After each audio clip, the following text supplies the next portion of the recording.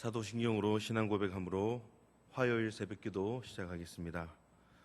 전능하사 천지를 만드신 하나님 아버지를 내가 믿사오며 그 외아들 우리 주 예수 그리스도를 믿사오니 이는 성령으로 잉태하사 동정녀 마리아에게 나시고 본디오 빌라도에게 고난을 받으사 십자가에 못 박혀 죽으시고 장사한 지 사흘 만에 죽은 자 가운데서 다시 살아나시며 하늘에 오르사 전능하신 하나님 우편에 앉아 계시다가 저리로서 산자와 죽은 자를 심판하러 오시리라.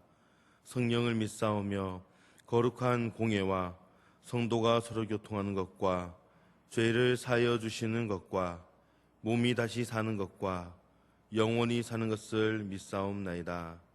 아멘. 찬송가 352장입니다. 찬송가 352장입니다.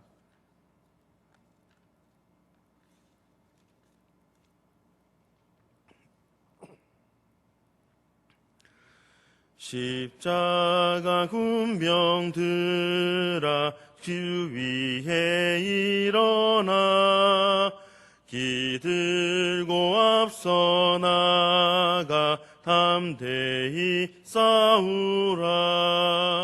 주께서 승전하고 영광을 얻도록 그 군대 거느리 이기게 하시네.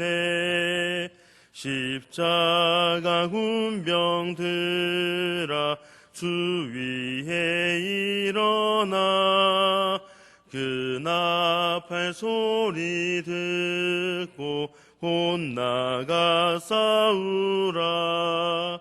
수 없는 원수 앞에 주 따라갈 때에 주 예수 힘을 주사 강하게 하시네.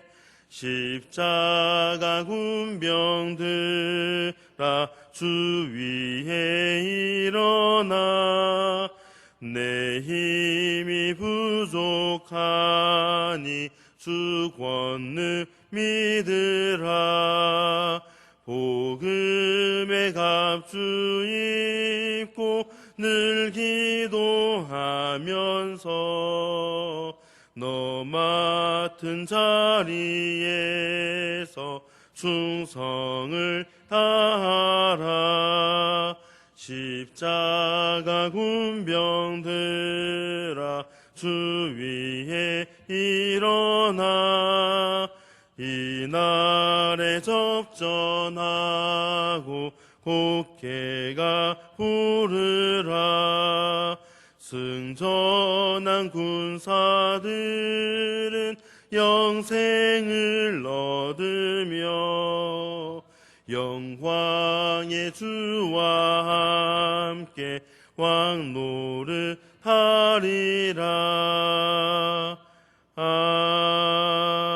아멘. 오늘 우리에게 주신 말씀은 여호수아 2장 1절에서 11절까지 말씀입니다. 여호수아 2장 1절에서 11절까지 말씀을 제가 봉독하겠습니다. 눈의 아들 여호수아가 시딤에서 두 사람을 정탐꾼으로 보내며 이르되 가서 그 땅과 여리고를 엿보라 하매 그들이 가서 라비라는 기생의 집에 들어가 거기서 유숙하더니 어떤 사람이 여리고 왕에게 말하며 이르되 보소서 이 밤에 이스라엘 자손 중에 몇 사람이 이 땅을 정탐하러 이리로 들어왔나이다.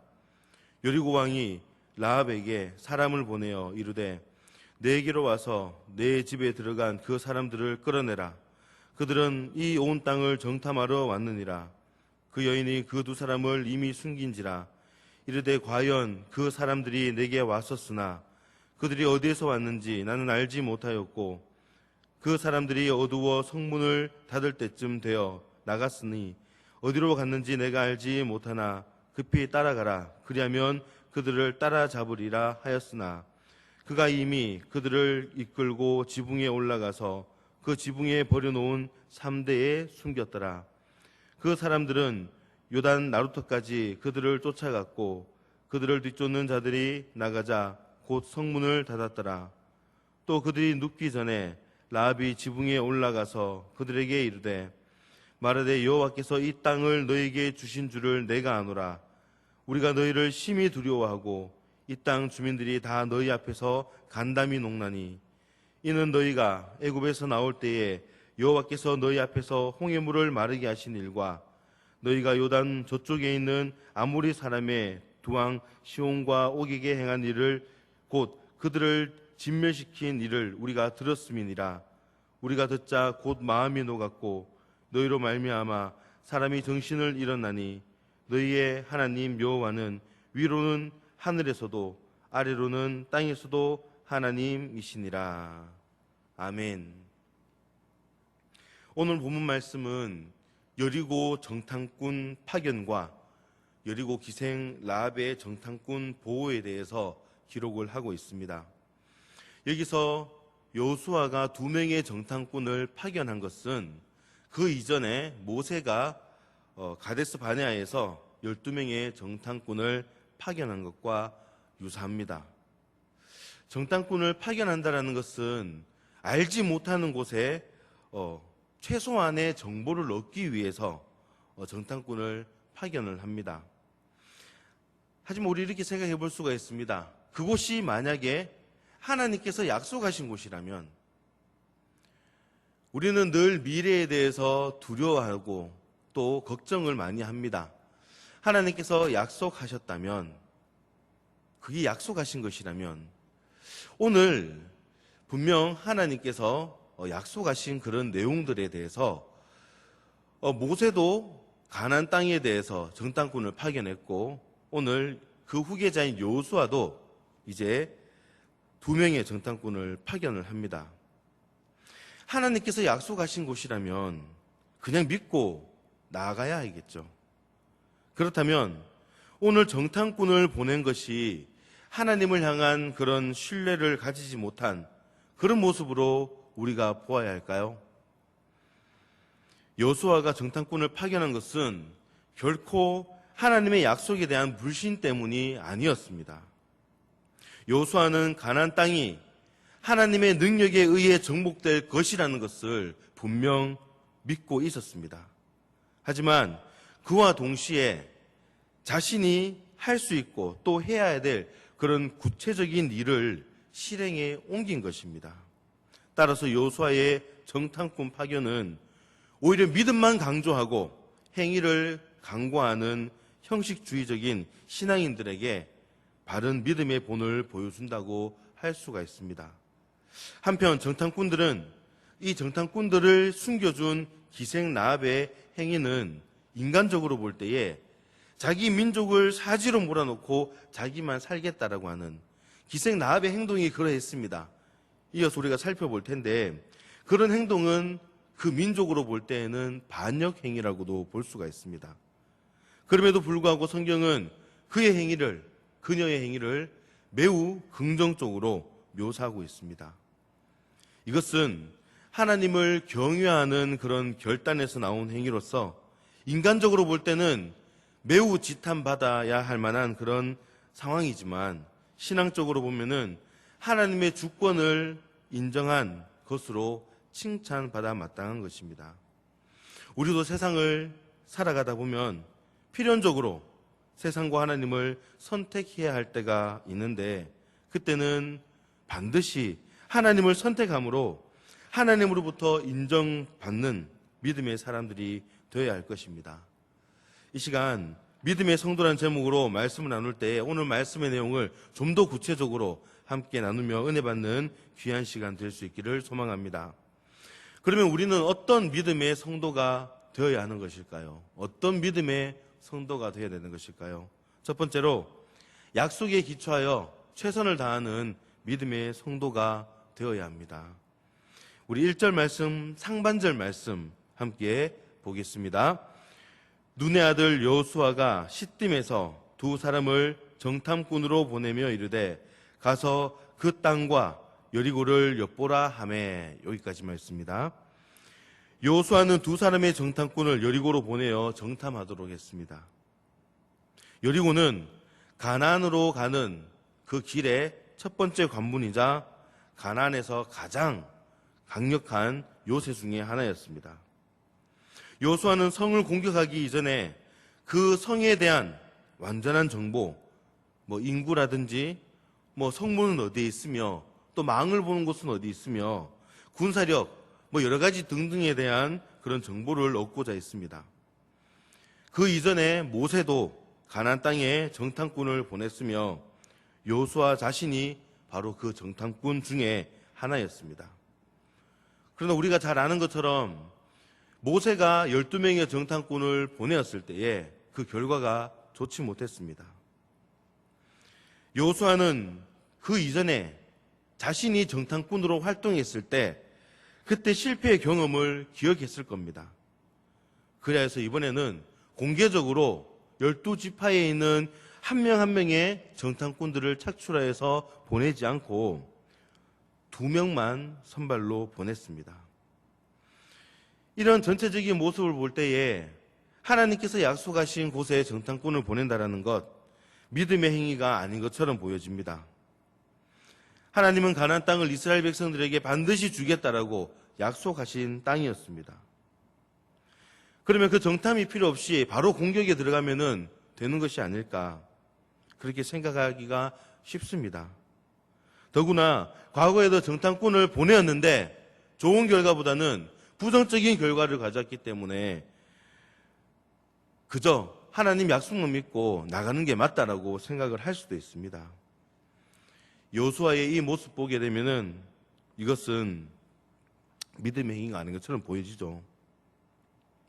하지만 모세 때도 정탐꾼을 보내고자 하고 했던 그런 백성들의 나중에 결과가 왔을 때 백성들의 불신앙적인 태도와 정탐꾼들의 불신앙적인 보고가 잘못된 것이었지 정탐을 보낸 사실 자체가 잘못된 것이라고 말할 수는 없습니다.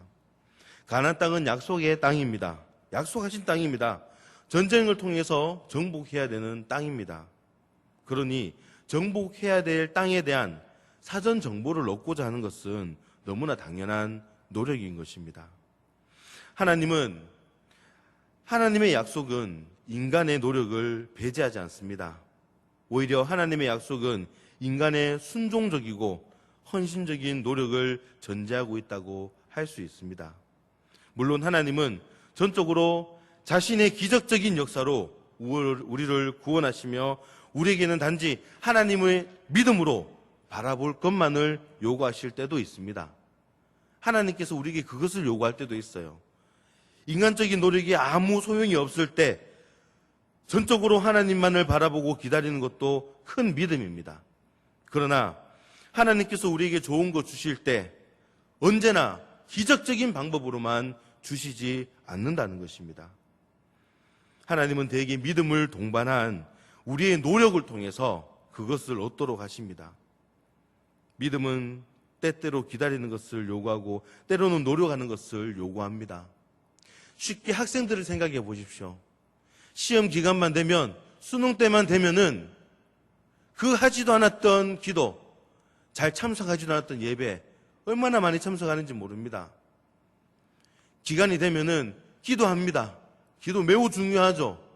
근데 마치 기도가 하나의 주문이며 마법의 어떤 주술처럼 그렇게 하는 일이 너무나 많다라는 거예요. 그래, 내 기도했으니까 성적 잘 보게 될 거야. 그러면서 아무 노력을 하지 않습니다. 그것은 분명 잘못된 것입니다. 따라서 노력을 해야 되는 상황에서 노력을 게을리하는 것은 하나님을 믿는 것이 아니라 오히려 하나님을 시험하는 것이 될 수가 있습니다. 여호수아가 가나안 정복에 필요한 적절한 수단을 강구한 것은 하나님의 약속을 믿는 믿음에서 나온 것입니다. 우리는 하나님의 약속을 믿는다고 하면서 마치 감이 저절로 떨어지기를 기다리는 자세로 기다리기만 하는 잘못을 범하기가 쉽습니다. 하지만 이러한 태도는 약속에 대해 뭔가 크게 착각하고 있는 것입니다. 약속을 믿고서 최선을 다하는 것이 성도의 바른 자세입니다. 오늘 하나님의 약속이 내 삶에 이루어지기 위해서 나는 어떤 믿음의 행동으로 반응해야 되는지 살펴볼 수 있는 저와 여러분 될 수 있기를 소망합니다. 두 번째로 우리는 또 어떤 믿음의 성도가 되어야 될까요? 바로 올바른 선택을 하고 또 담대함을 가진 믿음의 성도가 되어야 합니다. 우리 4절 말씀 함께 보겠습니다. 그 여인이 두 사람을 이미 숨긴지라 이르되 과연 그 사람들이 내게 왔었으나 그들이 어디서 왔는지 나는 알지 못하였고, 정탐꾼이 파견이 되고 이 두 명의 정탐꾼이 기생 라합의 집에 들어갔습니다. 오늘 말씀은 이 정탐꾼을 숨겨주고 구해주는 라합의 행동이 나타납니다. 정탐꾼들은 라합의 나라인 이 여리고를 정찰하기 위해서 온 첩자라고 할 수 있습니다. 상식적으로 자기의 조국을 멸망시키기 위해서 잠입해 들어온 적의 첩자를 숨겨주면서 지금 라합은 자기 나라의 병사들을 다시 속이고 있어요. 이미 정탐꾼을 라합은 정탐꾼 2명을 숨겼고 이제 자기의 나라 여리고의 군사들에게 말하는 겁니다. 그 사람들이 내게 왔었으나 그들이 어디로 가는지 나는 알지 못합니다라고. 지금 쫓아가면은 찾을 수가 있을 거라고 숨겨놔놓고 그렇게 얘기를 하고 있습니다. 어찌 보면은 일반적인 상식으로 볼 때에 아니 자기 나라에 도움을 줘야 될 텐데 자기 나라를 치려고 온 첩자들을 도와준다라는 것, 자기 병사들을 속인다는 것, 이것은 납득하기 어려운 행동입니다. 그러나 라합은 이미 그 두 사람을 숨겨주었고 오히려 보호하였습니다. 라합은 여리고에 있는 그 왕의 명령을 따르지 않았습니다. 이는 라합이 죽음을 각오하고 있다라는 것도 우리는 알 수 있는 것입니다. 라합이 죽음을 각오한 그런 일들, 이런 선택을 하게 된 이유는 우리 뒤에 읽었지만 10절 말씀에 기록이 된 것처럼 여리고 왕보다 이스라엘의 하나님이 더 두려워할 대상임을 알았기 때문입니다. 라합은 이스라엘의 하나님이 광야에서 행한 일들이 얼마나 위대한 것인지 알고 있었습니다. 그리고 이스라엘의 여호와만이 진정한 하나님이라는 것을, 그 사실을 이 라합은 믿었던 것입니다. 이러한 믿음으로 라합은 하나님을 선택한 것이죠. 우리도 세상을 살아가다 보면은 필연적으로 세상과 하나님을 선택해야 될 때가 있는데, 그때는 하나님을 선택함으로써, 반드시 하나님을 선택함으로써 하나님으로부터 인정받는 그런 믿음의 사람이 되어야 할 것입니다. 그리고 11절 말씀도 함께 읽겠습니다. 11절 말씀입니다. 우리가 듣자 곧 마음이 녹았고 너희로 말미암아 사람이 정신을 잃었나니 너희의 하나님 여호와는 위로는 하늘에서도 아래로는 땅에서도 하나님이시니라. 여리고 성의 사람들이 이스라엘이 자신의 땅으로 지금 진군해 오고 있다라는 그 소식을 듣고 마음이 녹고 정신을 잃었다라고 기록을 합니다. 여리고 성은 철기 무기로 중무장한 군인들이 즐비한 성이었습니다. 어떤 공격도 방어해낼 수 있는 성벽이었습니다. 반면에 이스라엘 백성들은 어떻습니까? 그들이 변변한 무기가 있었겠습니까? 그들은 애굽을 탈출해 나와서 광야 생활을 하고 있습니다. 그런 가운데에 노예의 삶을 살다가 탈출하여서 험난한 그런 광야의 삶을 살아온 유목민족에 불과했습니다. 그런데 이들이 누구이기에, 이 이스라엘 백성이 도대체 누구이기에 이 여리고 사람들이 이토록 오금을 저려가며 두려워하는 것입니까? 그들이 두려워했던 것은 이스라엘 백성들이 두려웠던 것이 아니라 그들의 주인 되시고 그들의 구원자 되신 여호와 하나님이었습니다. 애굽의 장자를 멸하시고 홍해를 가르신 하나님, 아모리 족속의 힘센 왕 시온과 옥을 쳐서 멸하신 하나님이었습니다. 우리는 이 세상과 영적 싸움을 해야 됩니다. 마치 높은 성과 무기로 중무장한 이 여리고 성과 같은 이 세상에서 우리는 영적 싸움을 해야 되는 것입니다. 그런데 그 세상이 우리를 보고 마음이 녹고 정신을 잃는다라고 말합니다. 간담이 녹아내린다라고 합니다. 왜 그렇습니까? 바로 우리는, 저와 여러분은 하나님의 구원을 입은 믿음의 사람들이기 때문입니다. 우리에게는 믿음이라는 너무나 귀한 무기가 있습니다. 우리에게는 구원을 이루시는 우리의 주인 되신 하나님이 계십니다. 나는 미약하지만 내 뒤에 계신 그 하나님을 믿고 믿음으로 담대하게 세상과 싸워 승리하는 성도들이 되실 수 있기를 소망합니다.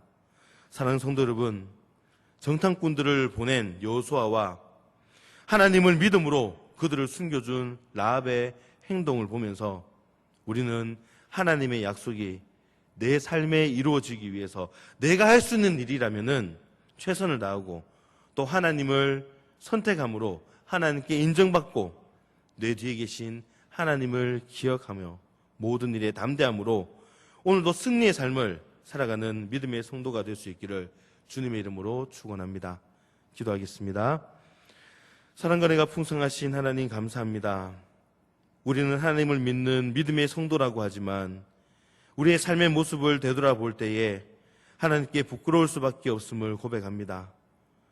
그저 주님께서 주시기만을 바라며 기다리기보다 하나님의 약속을 기억하며 내가 할 수 있는 일에 최선을 다할 수 있게 하시고, 때로는 세상에서 믿음을 지키고 말씀대로 살아가는 것이 어렵고 힘들지라도 담대함으로 하나님을 향한 믿음을 지키고 말씀대로 살아감으로 마지막 날에 슬픔과 고통의 자리가 아닌 영원한 축복과 기쁨의 자리에서는 승리하는 믿음의 성도가 될 수 있도록 인도하여 주시옵소서. 그렇게 믿음의 성도로서 올바른 삶을 살아갈 때 하나님이 주시는 평화와 기쁨을 누리는 복을 허락하여 주시옵소서. 감사드리며 거룩하신 예수님의 이름으로 기도하옵나이다. 아멘.